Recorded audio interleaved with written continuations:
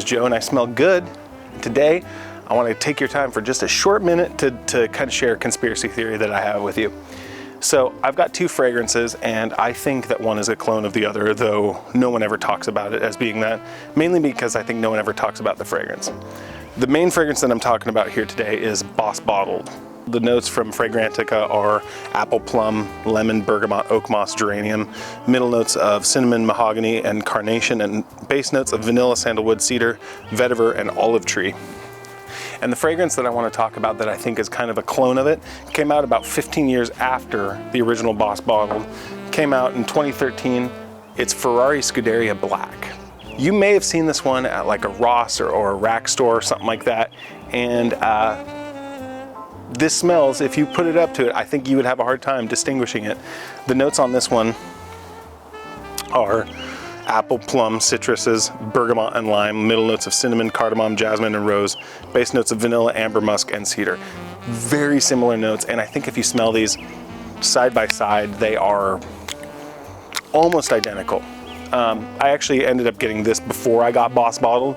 I didn't know that Boss Bottled smelled like this, or I guess that this smelled like Boss Bottled, but when I smelled it, it was shocking to me, and it's one of those things where I just kind of started thinking about it. I'm like, why would Ferrari clone a 1999 fragrance from Hugo Boss?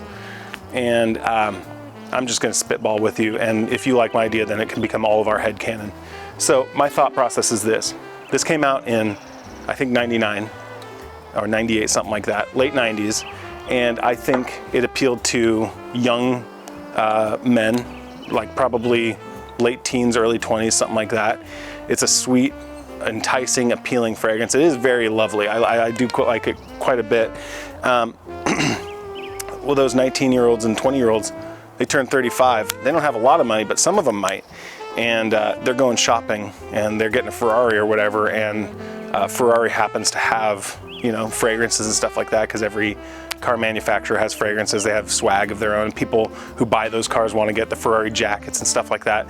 So why wouldn't you want to wear the Ferrari cologne? And so you smell this when you're at a Ferrari store, and you're like, wait a minute, that smells familiar, but you don't necessarily know why, because you're not a frag head and you're not like crazy into this. So you just go, that smells familiar, I like it, and you buy it.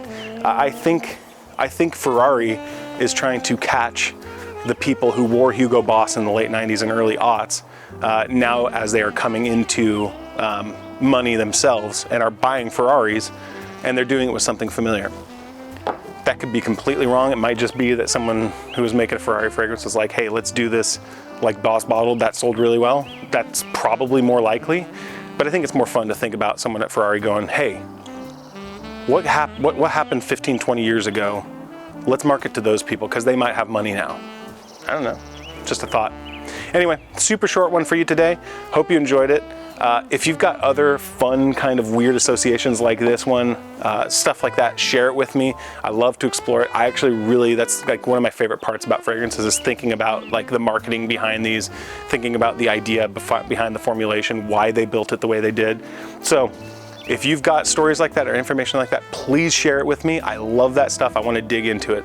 Thank you so much. I'll see you again next week.